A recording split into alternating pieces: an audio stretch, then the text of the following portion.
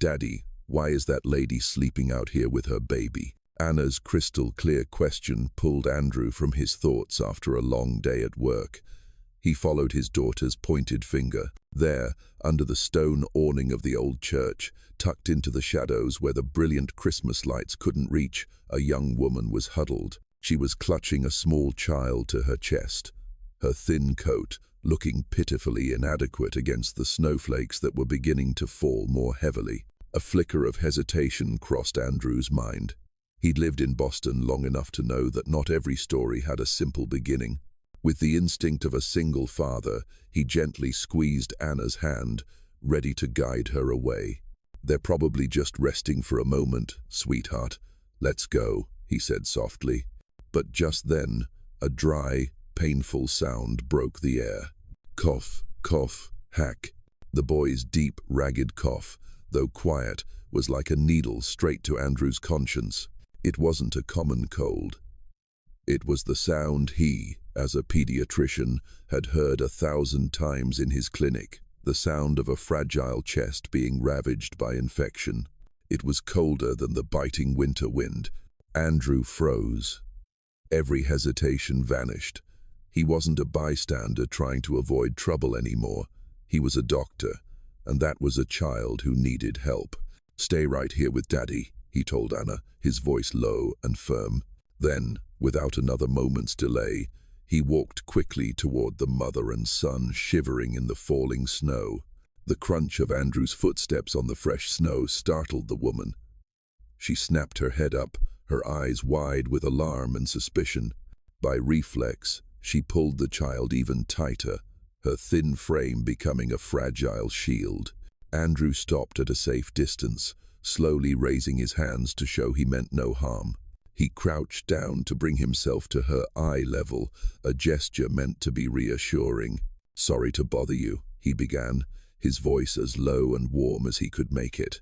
"My name is Andrew. I'm a pediatrician. I couldn't help but overhear your son's cough." Clara's eyes were still full of doubt, but at the words pediatrician, the hostility in her gaze seemed to soften just a little. "He just has a cold," she whispered, her voice raspy from the chill. "That cough doesn't sound like a simple cold," Andrew replied gently. "Look, there's a cafe across the street that's still open. Please, let me get you and your son a hot chocolate. That's all. Just to get him warmed up." He deliberately emphasized that the invitation was for Ben. Clara hesitated. Her mind screamed at her not to trust a stranger, but the warmth emanating from the cafe across the street had an almost magnetic pull. More importantly, Ben's wheezing breaths against her chest were growing heavier. Finally, she gave a slight, almost imperceptible nod. The first sensation as they stepped into the cafe was a welcome blast of heat. The warmth, mingled with the scent of roasted coffee, cinnamon, and gingerbread, enveloped them. Ben burrowed deeper into his mother's coat, taking a long, deep breath. Andrew led them to a quiet corner booth and quickly returned with a tray. 2 steaming mugs of hot chocolate for Anna and Ben, a coffee for himself, and a hot ginger tea for Clara. He had also thoughtfully added a few warm croissants. Ben, after a moment of shyness, was completely won by the hot chocolate. He cupped his tiny, frozen hands around the mug, taking small sips, his eyes lighting up with delight. Seeing her son like this, the defensive ice around Clara began to thaw. She murmured a "thank you," so softly it was nearly lost in the festive music playing throughout the cafe. "The boy needs a warm place to sleep tonight," Andrew said after a moment of quiet observation.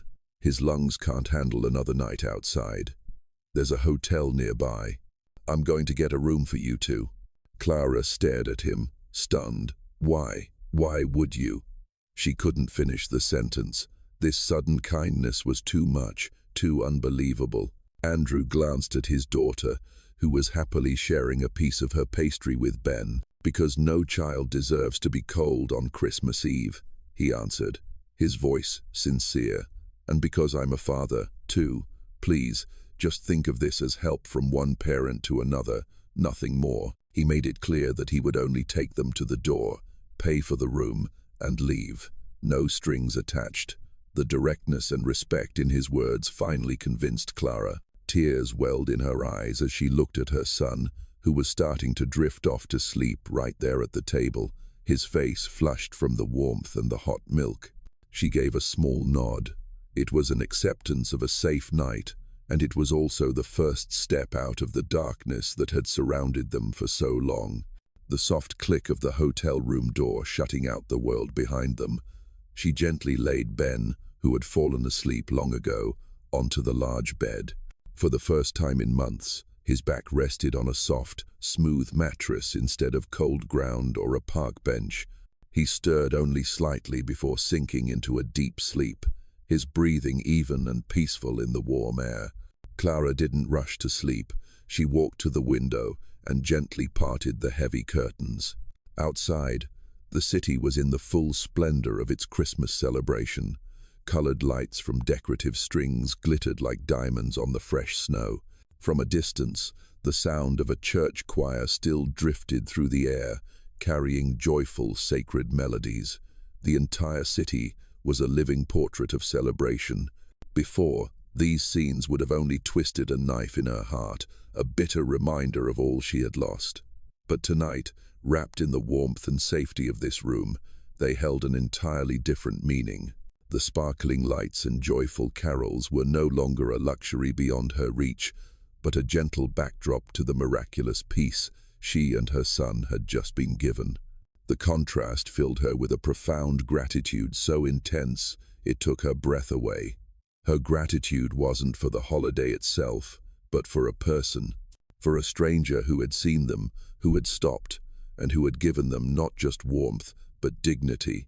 She returned to the bed, lying down next to Ben. She pulled the thick comforter up to her chin, the warmth spreading through her body. For the first time after countless anxious nights, Clara slipped into a deep, dreamless sleep, a sleep no longer broken by the cold or by fear.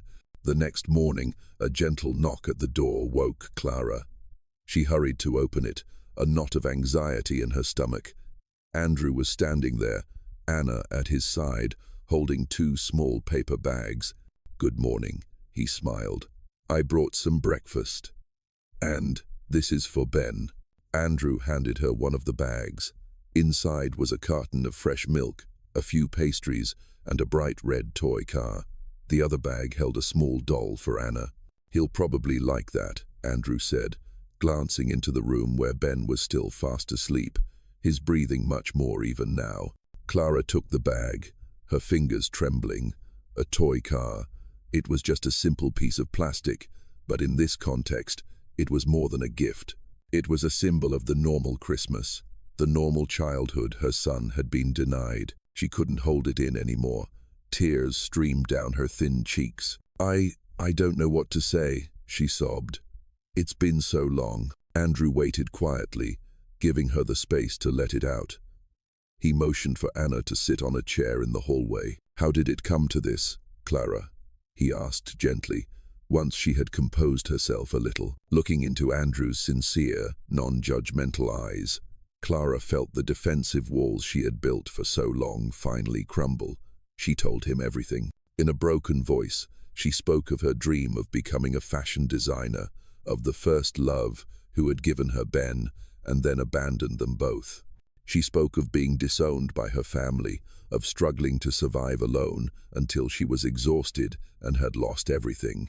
Andrew listened to every word, never interrupting. When she finished, he didn't offer empty platitudes. Instead, he offered a solution. "I have a small cabin in Vermont," he said, his voice calm and steady. "It belonged to my grandparents. No one uses it now. The air there is clean, good for Ben's lungs, and the town is very quiet." Clara looked up, stunned. "What do you mean?" "I mean you and your son can stay there," Andrew said directly. "You can think of it as being a caretaker for me, if you like. You can find a job there. Ben can go to school. You two can get a fresh start." It wasn't an offer. It was a lifeline, a way out that, in her darkest dreams, Clara had never dared to imagine. The flicker of hope, which had been just a flickering ember the night before, now blazed bright and strong. The cabin in Vermont was exactly as Andrew had described, small, cozy, and nestled among snow-covered trees. The air was so crisp that every breath felt cleansing. For Clara and Ben, this wasn't just a roof over their heads, it was an entirely new world. The first few days, Clara spent her time cleaning and organizing the cabin, turning it into a real home. She found joy in the simple tasks, building a fire in the hearth, cooking warm meals, watching Ben play in the snow for the very first time. The constant fear and anxiety that had plagued her for months slowly began to be replaced by an unfamiliar sense of peace. Once she had settled into the new rhythm of life, Clara began to look for an opportunity. She no longer dreamed of glamorous fashion runways. She just needed a steady job to provide for her son. During a walk through the small town, she saw a seamstress wanted sign in the window of a local tailor shop. Mrs. Gable's shop wasn't large, but it was filled with bolts of colorful fabric and half-finished dresses. Mrs. Gable, an older woman with silver hair and sharp eyes, looked Clara up and down. "Can you actually sew, or just fix a button?" she asked bluntly. Instead of answering, Clara asked if she could try. Mrs. Gable handed her a scrap of fabric and a blouse that needed its collar repaired. Clara sat down at the old sewing machine. As her fingers glided over the fabric, a familiar passion returned. It had been so long since she'd been able to touch the work she loved. Her stitches were straight, her seams even and strong. In just half an hour, the collar was perfectly repaired, looking even better than the original. Mrs. Gable picked up the blouse, put on her glasses, and inspected it closely.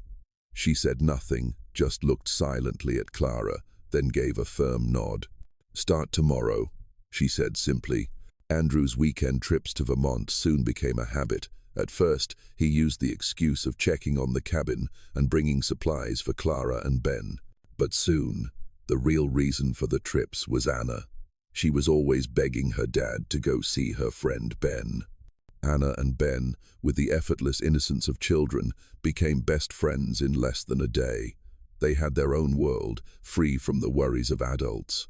They built snowmen nearly as tall as themselves, shared warm cookies fresh from Clara's oven, and whispered secrets that only the two of them could understand.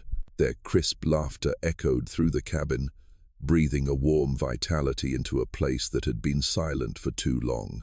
And while the children were lost in their own world, Andrew and Clara found moments of their own. They would often stand together on the porch, holding mugs of hot coffee, quietly watching Anna and Ben play in the snow. Their conversations always started with the kids. "Ben looks so much healthier," Andrew would remark. "The air up here is really good for him." "Anna is so bright," Clara would reply with a smile. Ben learned so many new games from her. From stories about the children, they gradually began to share more about themselves. Andrew spoke of his late wife, of the challenges of raising a daughter on his own. Clara, now more confident, talked about her work at the tailor shop, about the small designs she was sketching in her spare time. They discovered an unexpected connection. They were both single parents, both had known loss, and both were trying to rebuild their lives for their children. The distance between benefactor and beneficiary slowly dissolved, replaced by the bond of two friends, two kindred spirits. They didn't realize it, but Anna and Ben's joyful laughter had become an invisible but unbreakable thread, pulling the two adults closer than ever. Clara's talent couldn't stay hidden in a small town forever. An evening gown she had altered, adding a few exquisite design details for a wealthy tourist, accidentally caught the eye of the Boston fashion scene. A few weeks later, the bell on Mrs. Gable's shop door chimed in an unfamiliar way. The man who entered was unlike any local. He wore an expensive cashmere coat, his hair was perfectly styled, and he radiated an air of confidence and power. He scanned the bolts of fabric, his sharp gaze landing on a few of Clara's unfinished designs. "I'm looking for Clara Evans," the man said. His voice was deep and resonant. less a question than a declaration. Clara, busy with a seam, looked up. "That's me. How can I help you?" "My name is Victor Harris." The name hit Clara like a bolt of lightning. Victor Harris, one of the top designers in the country, a legend that every fashion student idolized. She shot up from her chair, her hands suddenly clumsy. Victor smiled, a professional but not unkind smile. "I've seen your work. The emerald green gown. The way you handled the shoulders and the waistline. That's not the work of a simple seamstress. That's talent." He got straight to the point. He had seen more of her designs through that same client and was completely convinced. He made her an offer that, just a few months ago, Clara would have given anything for. "Come to New York," Victor said. "Work in my design studio. I'll give you the chance to create your own collection, to debut at Fashion Week. I will make you a star. With your talent and my guidance, we will be a massive success." Every word from Victor was like a spell, resurrecting the dream Clara had buried so long ago. New York, Fashion Week, her own collection. Her head was spinning. But then Victor continued, and his next words brought her crashing back to earth. "Of course, this requires absolute dedication. You'll have to move to New York immediately. All of your time and energy must be devoted to the work." When Victor left, leaving his business card on the table, Clara's entire world felt like it was tilting on its axis. His offer wasn't just an opportunity, it was a cruel choice. On one side was her career, her burning passion, everything she had ever craved. On the other was the cozy cabin, the quiet job at the tailor shop, the sound of Ben laughing as he played with Anna, and the weekend afternoons with Andrew by her side. That night, Clara couldn't sleep. She sat silently by the fireplace, watching her son sleep soundly. Leaving Vermont meant leaving the sanctuary they had fought so hard to find. It meant leaving Andrew, the man who had restored her faith in kindness. And it meant starting all over again in a strange, competitive city. But turning Victor down meant giving up on the only dream she'd ever had, possibly forever. Clara was torn by a fierce internal conflict. For the first time since she had arrived, the peace in her heart was completely gone. A year passed in the blink of an eye. The Vermont town's Christmas festival was more vibrant and cozy than ever. A thick, pristine blanket of snow covered every rooftop, and the town square glittered under thousands of tiny lights. Clara, Andrew, Anna, and Ben stood together in the crowd, sipping hot chocolate and watching the town choir perform. Ben, now a healthy and bright little boy, was perched on Andrew's shoulders, happily clapping along to the music. Clara took in the scene before her, her heart filled with a sense of complete peace. She was no longer the homeless woman shivering in the cold. Now she had a job she loved, a home, and most importantly, she had a family. Just then, a sharp, familiar voice cut through her thoughts. "Clara, I would have thought you'd be smarter than to waste your talent in this backwater." Clara turned, her heart skipping a beat. Victor Harris stood there, a stark contrast to the townspeople in his designer coat and impatient expression. Andrew frowned slightly, instinctively draping a protective arm around Clara's shoulders. "Mr. Harris, I didn't expect to see you here," Clara said, her voice calmer than she felt. "I've come to give you one last chance," Victor said bluntly, his eyes flicking over Andrew and the children with disdain. "Fashion Week is approaching. That position is still open. But you have to decide, right now, between a legendary career and this." He gestured with his chin toward the cozy festival scene around them. The pressure in Victor's words was undeniable. Before her lay the path to fame, the recognition she had craved her entire life. People nearby began to notice their conversation. Clara took a deep breath. She looked into Victor's ambitious eyes, then turned to look at Andrew, who was watching her with absolute trust. She looked down at Ben and Anna, who were gazing up at her with their innocent eyes. She turned back to face Victor, and this time there was not a trace of hesitation in her voice. "Thank you for the offer, Mr. Harris. "It's a wonderful opportunity," she said, her voice loud enough for those nearby to hear. "But I've realized my dream has changed. Or perhaps I've only just found my real one." She reached out and took Andrew's hand. "My success isn't in New York. It's right here," she said, her voice clear and firm. Victor Harris was stunned for a moment, taken aback by the public and decisive refusal. He was not used to being told no. A flash of anger crossed his face but was quickly masked by a professional smirk. He said nothing more, just gave a curt nod and turned away, his expensive silhouette quickly melting into the crowd. As soon as he was gone, the festive music swelled again. Clara felt Andrew squeeze her hand. All the weight, all the conflict in her heart had completely vanished. She had made her choice, and she knew it was the right one. "You just gave up the world," he whispered. "No," Clara smiled, shaking her head. "I just chose mine." Andrew looked at her, then at the two children happily pointing at the lights. A year ago, on a Christmas night just like this one, he had met two lonely, desperate souls. Now, standing before him was a strong, radiant woman full of hope. He knew that he hadn't just saved her. She and Ben had healed his and Anna's lonely hearts, too. He leaned close to her ear, his voice low, warm, and steady above the festive music. "No one has to be alone on Christmas anymore." It wasn't a comforting phrase, it was a promise. He said no more, simply taking her hand and leading her through the thinning crowd. They walked toward the small church at the end of town, from which the sound of the choir still echoed. Anna and Ben followed curiously behind. Inside the church, the air was serene and solemn. The only light came from hundreds of small candles flickering on their stands, creating a breathtaking, ethereal scene. The choir was singing Silent Night, their sacred melody filling the space. Andrew led Clara to the front of the altar, where the candlelight danced in her eyes.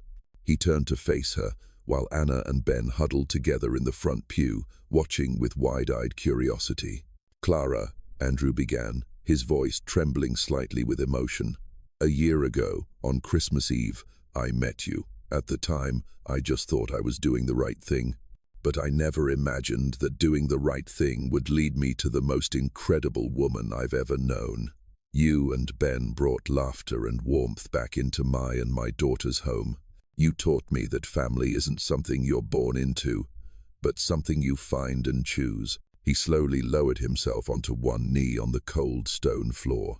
"I can't offer you fame or glamorous fashion runways," he said, looking directly into her tear-filled eyes.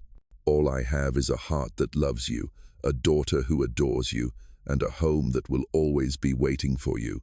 Clara Evans, will you marry me?" Tears of joy streamed down Clara's cheeks. Amidst the flickering candlelight and the soaring voices of the choir, she nodded, her voice choked with emotion. "Yes, yes, I will." That night, in the snow-covered cabin, the warm glow of the fireplace danced, casting its light on four figures. On the mantelpiece, 4 Christmas stockings hung in a neat row, embroidered with their names: Andrew, Clara, Anna, and Ben. The children, after excitedly hanging their stockings, had fallen asleep on the thick rug. Andrew and Clara sat side by side on the sofa, hand in hand, quietly watching their children and the crackling flames. Outside, the snow continued to fall softly, wrapping the little cabin in a blanket of absolute peace. A year ago, they were 4 strangers, each carrying their own loneliness. Tonight, they were a family.